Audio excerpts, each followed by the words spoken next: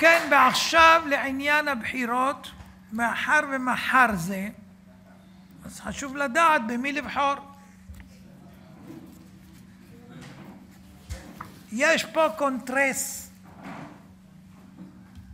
איסור ריבותינו הקדושים על ההשתתפות בבחירה. יש פה הרבה חומר, אני רק סימנתי כמה דברים בשביל שיהיה ברור לכם כמה זה חמור להיות בוחר. בקונטרס הזה יש את האיסורים הנוראים הכרוכים בהשתתפות בבחירה לכנסת של המינים בהנהגה הכופרת והמורדת של המדינה. בריבותינו אמרו שיש בזה גילוי אביזרי הוא דגילוי עריות, כמו שפסוק בשולחן ערוך שזה ייהרג ואל יעבור. כשאתם שולחים חברי כנסת לשם, אתם מכשילים אותם באיסור עריות, אביזרי הוא דעריות, ואתם תתחייבו על זה. והכריזו על זה גדולי הדורות, פורץ גדר ישכנו נחש. נחש זה נידוי, חרם ושמטה. מכל שכן נורא הוא האיסור להשתתף בבחירות לכנסת המינים, ויש בזה גם שאתה נכלל בין המורדים, יש בזה שאתה מודה בעבודה זרה, כופר ומורד בשם ובתורה הקדושה. ובכן, גדולי ישראל בירושלים בדורות הקודמים כתבו שאסור לשום בר ישראל, איש ואישה, קטן וגדול, להשתתף בבחירה הזו, הן נבחר והן נבחר. וחתמו על זה רבי יצחק ירוחם דיסקין והרב יוסף חיים זוננפלד, גדול הדור בירושלים. עכשיו, תקשיבו טוב. ידוע המפורסם שמבית דינו של שמואל הנביא הרמתי יצא פסק דין תורה שלבחור נשים אסור, הן נבחר והן נבחר, כמו שהגמרא ביבמות עין זן מביאה. וזה שרוצים שנשים יצביעו או ישתתפו במשאל, זה כפירה בתורת משה ובאלוקי ישראל נותן התורה.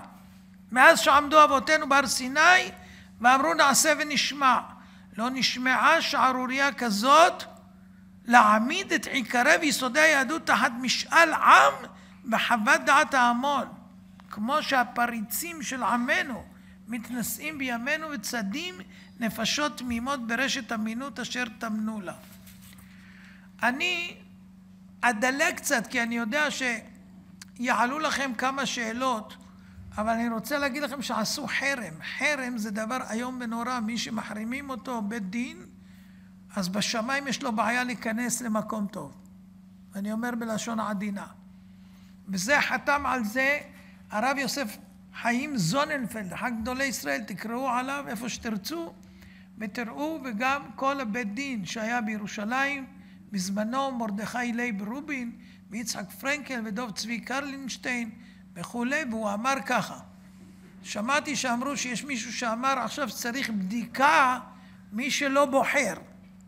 אז תשמעו דעת גדולים, לא דעתו שלו, שהוא אומר ככה, אחד שאל, אחרי שהתפרסם האיסור החמור לבחירת נשים, הוא פנה לרב חיים זוננפלד, ואמר לו אם יכול לברר מה הטעמים והנימוקים לאיסור החמור. מה הוא ענה לו? המסתפק בזה ושואל, צריך בדיקה אחריו. אם הוא בכלל מזרע ישראל. אתם שומעים? ויש פה את כל הנימוקים, רק זה ארוך, אני לא אקריא לכם, אם תרצו, אני אתן לכם לצלם. אתם שמעתם על רבי אליעזר אלפנדרי, אחד מגדולי ישראל הגדולים ביותר? אז הוא כתב ככה, נשאלתי מאחינו בני ישראל אודות בחירת הנשים, האם אסור? והשבתי במודעה גלויה ובגזרה דאורייתא שאסור להשתתף עם אלו שרוצים בבחירות נשים. ולכן אני מודה על האנשים ונשים שאיסור גמור וגורמים רעה לעצמם, והשומע ישמע ויחדל, תבוא עליו ברכת טוב. וינוחו ברכות על ראשו, ונזכה לביאת הגואל, אמן כן יהי רצון. חתום הרב שלמה אליעזר אלפנדרי. הרב, מי ששואל לי, מי שאומר רוצה, מי ששואל לי לבחור נשים, הוא ספק שהוא ממזרע ישראל. נשים לא גברים. אסור לנשים לבחור ואסור לנשים להיבחר. אבל מי לא מזרע? מי יכול להיות לו מזרע ישראל? מי ששואל על זה אפילו. נשים. אתה לא שומע? נשים או גם על גברים? אתה לא שומע מה מדברים? אפשר לדבר? אפשר לדבר? תנו לי לגמור, אחרי זה תשאלו. ואז יתברר לכם הכל. גם גברים, גם נשים. בינתיים שמעתם נשים? תמתינו. הגברים בסוף, ככה אומרים, ladies first, לא? אז אנחנו עם ה-ladies. עכשיו תקשיב. אתם מכירים את הרב עובדיה יוסף? מנוחתו עדן, נכון? מי היה הרב שלו, אתם יודעים? נכון, הרב עזרא עטיה, מנוחתו עדן. אתם יודעים מי היה הרב שלו? לא יודעים.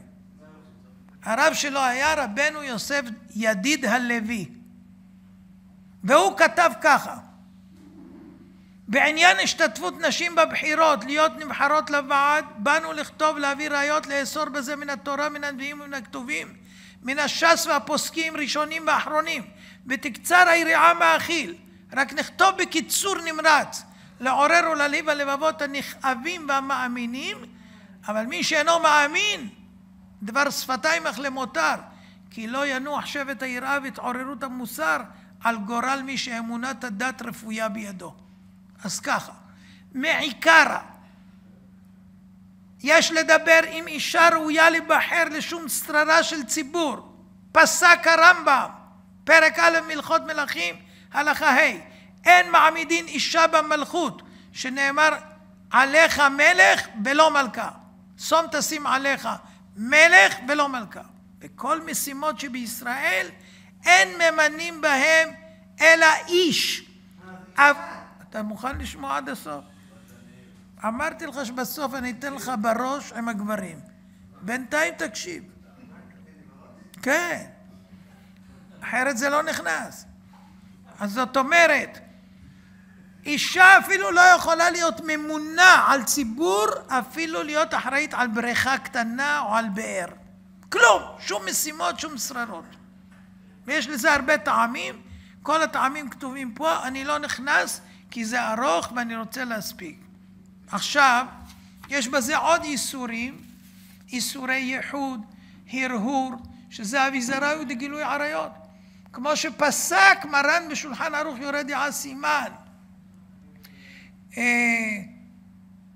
בסימן, לא כתוב פה ברור, לא תלמד אישה תינוקות מפני שאביהם שמביאים בניהם.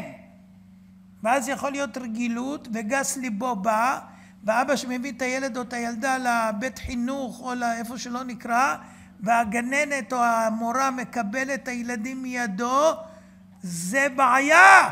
למה? גס ליבו, נותן עינו בא, ויכולים להגיע לדברים איומים ונוראים ששמענו כבר. זה כותב שולחן ערוך, וכתב על זה הטור, שמהרמב"ם נראה שלא מועיד גם עם בעלה בעיר, אלא אם כן דר עימה באותו בית, שאז אין ייחוד. והרב הקדוש ראשון לציון כתב פירוש, אפילו בעלה דר עימה בבית הספר אסורה ללמד תינוקות, כיוון שאבות הילדים יהיה להם שייכות עימה כשיבואו לבית הספר, ואז יהיה גס ליבו בה. ומזה יש איסור של התקרבות איש ואישה. כל החרדים, הפוליטיקאים עם הנשים, ומצטלמים שם, יושבים איתם במסיבות, והכל באוכלים, והכל באיסורי דאורייתא של גילוי עריות. ואתם שולחים אותם, ואתם מכלל המורדים. ככה נאמר. אפשר לגמור? אפשר לגמור. דרך אגב, הרב בעדני אמר שאפשר לבחור גם נשים, וככה רצה דורעי בזמנו, והוא מינה את אשתו כמובן, שתקבל 27,000, ואת הבת של הרב עובדיה, שיהיו חכמות, מועצת חכמות התורה. אז כן. בקיצור, הוא מביא פה עוד הרבה, והוא מביא שזה עצת בלעם, ומביא, וזה הרב של הרב עזרא עטיה, שגם הוא לא בחר. התלמיד שלו, הרב עובדיה, כן בחר. שקט, תן לסיים ואחר כך.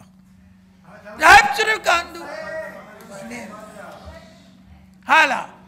ויש פה עוד הרבה בעניין הזה, וזה נקרא קשר בוגדים, הוא מביא פסוקים וכו', וחותם יוסף ידיד הלוי, שזה הרב שלהם. עכשיו תקשיבו.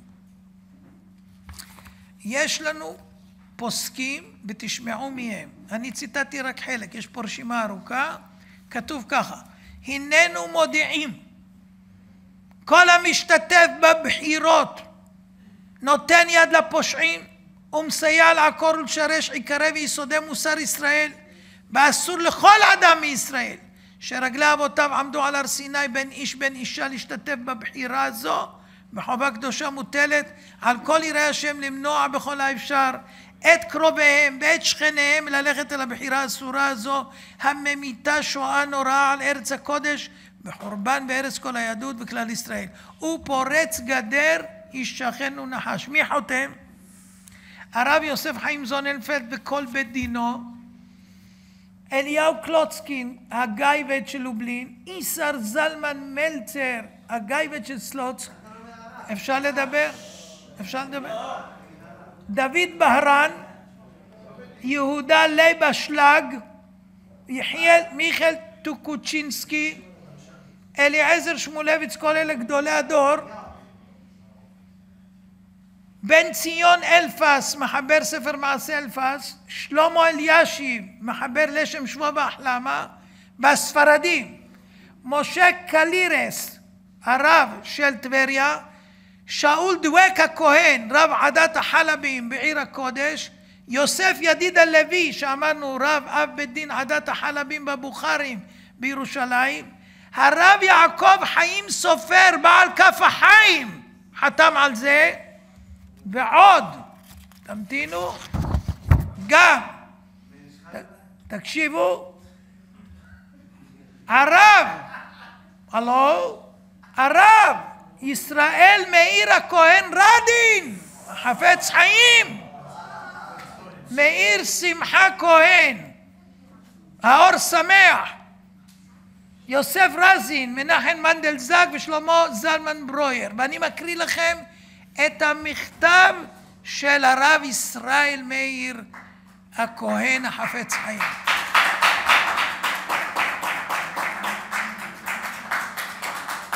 הוא כותב: אל כבוד הרבנים הגאונים הנכבדים, ראשי אגודת ישראל בפולין, השם עליהם יחיו, אחרי דרישת, אפשר לדבר? אחרי דרישת רום מעלתם בהדרת הכבוד, מכתבכם הגיע אליי באלול על דבר השאלה אודות בחירות. הנה לעת זקנתי קשה לי להיכנס לפרטי הדברים, אך לגודל העניין התיישבתי בזה הרבה, ובקצרה אני מחווה דעתי. אין לנו לרדוף אחרי חיבור עם החופשים באיזה אופן שיהיה, ואין לנו לפחד פן נשאר חס ושלום בודדים ונהיה מנוצחים, כי הלא אדוני מבטחנו, ומי שניהל אותנו כל ימות עולם כמה אלפי שנים, שבכל דור ודור עומדים עלינו ועל תורתנו הקדושה, ורועי ישראל לא עזבנו והצילנו מידם. באומות בכל תוקפם וממשלתם נאבדו ונחרטו מתחת השמיים, ואנחנו עם ישראל ברוך השם חיים וקיימים עם תורה קדושה.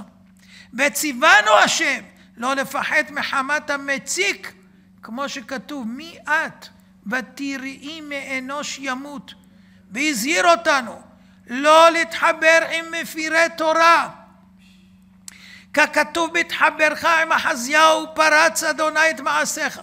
אף על פי שכוונת יהושפט הייתה לטובה, להרבות ולהגדיל את כוח ישראל כלפי האומות, אבל השם לא הסכים לזה, והוא לא הצליח עבור זה מעשיו. לכן עלינו ללמוד לא קצרה יד השם להושיע לעמו, הן ברוב, הן במעט. וצריכים להתחזק בעצמנו, ולהתאחד יראי השם תחת דגל אחד. כמו שמצינו במשה רבנו עליו השלום, בשעה שהתפלגו ישראל, והרבה קראו לעגל, עמד בשער וקרא, מי לשם אליי? ובזה שר אף השם מישראל. והיום אומרים, אלה שעושים את העגל, את העבודה זרה, אומרים, מי לשם אליי? לעשות עגל, לעבור על איסורי תורה. וזה הבלוף, וזה החפץ חיים. והוא אומר, וככה נחליש את גאולתנו ופדות נפשנו במהרה. ואמר הרב שך, מנוחתו עדן, אם לא היה חזון איש שאמר, הייתי מבטל את כל הבחירות. אבל בגלל שהוא היה תלמיד של החזון איש לא יכול היה לשנות, ולכן הלך בדרך זו. אבל הוא אמר לאור מה שהוא ראה, איך מתנהגים כל השליחים כביכול של המפלגות הדתיות, הרי מאז רק ירדו. כולם הולכים היום לצבא, כולם הולכים למכללות, כולם הכניסו את הליבה, כולם מכניסים את הכל. יש הצגות של חרדים, יש תיאטרון של חרדים, יש פורץ חרדי, יש רדיו של חרדי, יש טלוויזיה, אפילו שיוויתי השם. יש הכל רשע ופשע חרדי. במקום להיות חרדים בדבר השם, והליצנים אומרים, אנחנו לא בוחרים באדם, חס ושלום, לא בוחרים באיש, רק בשם, רק בשם, רק בשם. תבחרו ש"ס. לא יאומן כי יסופר.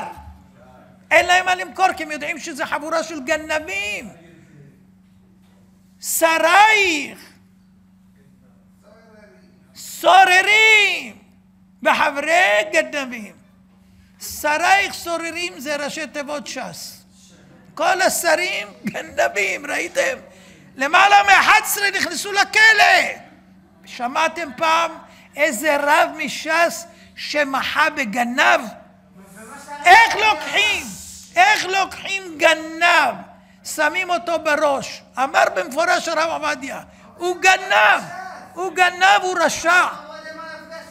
הוא אמר, הוא גנב, הוא רשע. איך? אז זאת אומרת, אם בוחרים בגנבים, זה הפסוק. שרייך, סוררים, בחברי ג', בחברי גנבים. כולם ביחד. כולו אוהב שוחד ורודף שלמונים. זה המפלגות. אז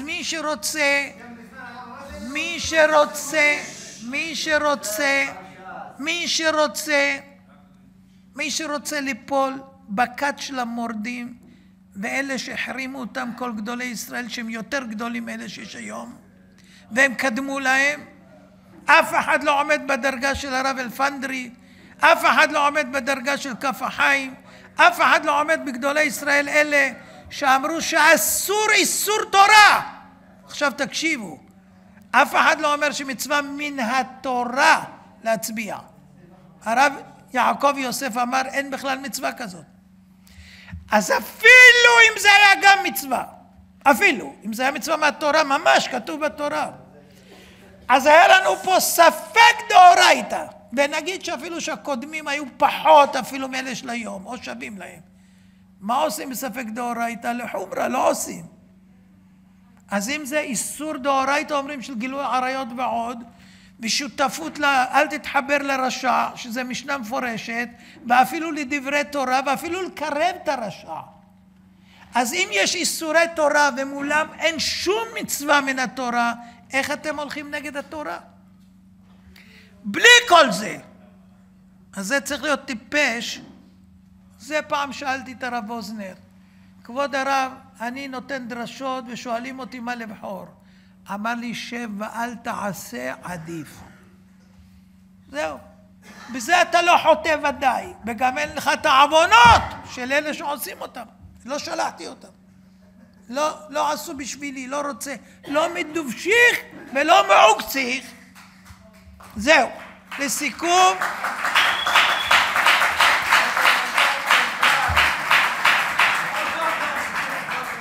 כן, בקיצור, זה המצב, ואתם תהיו חכמים, אני מקווה הפעם. ראיתם מה יצא מכל הבחירות הקודמות, שום דבר לא יצא, שום דבר ביהדות לא השתפר, שום דבר הם לא מסוגלים לעשות, כי הכל זה פשרות, תן לי ותן לך, שמור לי ושמור לך, הכל חריט, אף אחד לא דואג ליהדות, אף אחד לא דואג. אנחנו לא מקבלים תקציבים ומחטטים את הרגליים בכל הארץ ובעולם. אתם ראיתם מישהו מהם שהולך לטפל בציבור ככה? אין. הם באים רק לפני הבחירות, פתאום כולם נותנים דרשות, עומדים מול מצלמה ואומרים מצווה, חובה, יום. לפיד יעלה. אתם יודעים, פעם אחת הרב עובדיה הזמין אותי, כשהיה סכנה של לפיד יעלה האבא, וביקש ממני, תעזור לנו, בכה, ממש בכה, תעזור לנו. אני אמרתי לו, אני לא מתערב הפעם בבחירות, ראיתי אותו כזה בצער, אמרתי לו, אתה יודע מה? יש לנו את הקסטה הרצל והציונות. אני מוכן לתת לכם 200,000 תפיצו, זה יעזור כנגד הזה. בסדר. כמה זה עלה? נתתי להם את זה ב5 שקלים. הייתי יכול למכור את זה ב20 שקל מינימום. הייתי מוכן להפסיד וזה. נתתי להם, הפיצו. 11 שנה התחמקו מלשלם. ושקרו לרב עובדיה, שאני נתתי את זה בחינם בכלל, מה פתאום נתתי להם בזה? עד שגרדתי מהם את הכסף, ובסוף בא מישהו אחר ושילם לי. זה השסניקים. ייקחו ממך הכל. היה לי 5 כוללים בראש העין. יום אחד הגיעו מש"ס. אמרו איזה יופי וזה, אני רואה שחסר לכם פה אור. אנחנו נביא לכם פלורסנט. שמו פלורסנט, פתאום אני רואה בעלון שלהם כתוב שיש להם 5 כוללים בראש העין. עם פלורסנט. ככה הם פרסמו בכל מקום. שקרנים, רמאים, וזה מוכח, בתי משפט פסקו. שקרנים, גנבים, רמאים, והכל. וזה מתאים להם, אין להם בעיה עם גנבים. אדרבה, מי שיכול לגנוב יותר ואפילו יתפס, אין בזה חילול השם. מה אמר הרב שלום כהן? אז מה אם הוא רשע? העיקר הוא בונה בתי כנסת על דור רעי. אומרים לו, אבל הרב עובדיה אמר עליו גנב, רשע, למה אנחנו צריכים אותו? אמר. הוא אומר, אז מה? העיקר הוא בונה בתי כנסת. זאת אומרת, אבל בית כנסת שבונים גנבות, אסור להתפלל במקום כזה. אסור. לא, העיקר הוא בונה בתי כנסת. אז אני לא מבין איפה התורה הזאת נמצאת. הפוליטיקה זה עבודה זרה. אין יותר גרוע מזה. בשם העבודה זרה הם מחקו את עולם התשובה. הם הכל עשו. אומר דורעי, תצביעו אפילו לבן גביר, כי כולנו ימין, כולנו ביחד.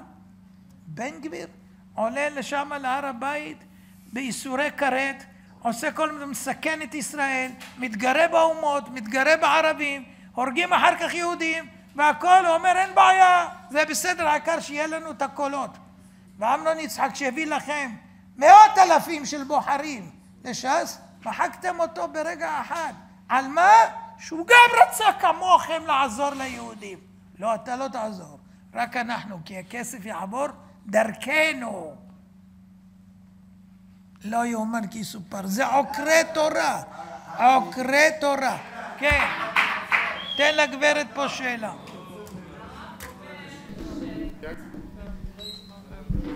הרב אומר שלהקים, כאילו להיות בכנסת זה עבודה זרה. אז איך הרב הקים מפלגה לפני כמה שנים? אסביר לך.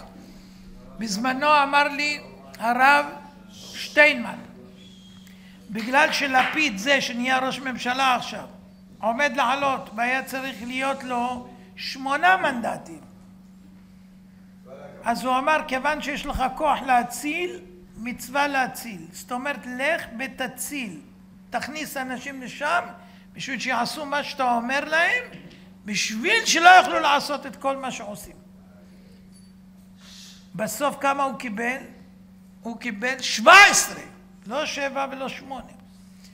ומה קרה לש"ס שיצא נגדי? היו 11, היה צריך להביא להם 8, כאילו דור רעי שהוא אמר שהוא שווה.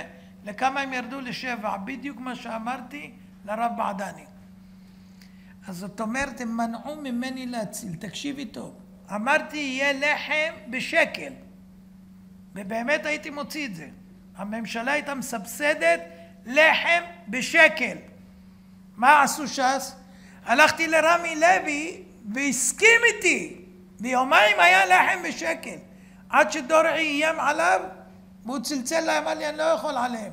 הם אומרים שהם ייתנו הוראה שהרב עובדיה יגיד שאף אחד לא יקנה אצלי ברשת, אז אני מפסיק. והיום מה הם כותבים? יש 2.4 מיליון רעבים ללחם. יש שקרנים. כשאני רציתי לתת בלחם בשקל, אתם אמרתם לא, שיאכלו ב7 שקל, שלא יהיה אוכל. זאת הייתה המטרה. אבל אז כל המפלגות החרדיות בעצם יש להם מטרה כביכול שהשלטון של אלה ששונאים שלא יעלו, אין להם פה מטרה. כל זה נכון אם זה היה מתבצע, אבל הם שותפים שלהם בכל. הם לא עושים מה שאני רציתי לעשות, הם עושים איתם ביחד הכל. שולחים את החרדים לצבא, מכניסים ליבה לבתי ספר, מה שלא היה מעולם. הם שולחים למכללות, הם מוציאים חרדים לעבודה, הם עושים, והוא מתגאה בזה דורעי. אני פתחתי את המכללות, אני שלחתי את החיילים, אני עשיתי, הוא לא מתבייש אפילו. אז מה אתה דתי בכלל? מי צריך אותך בכלל? לפיד עושה את זה יותר טוב.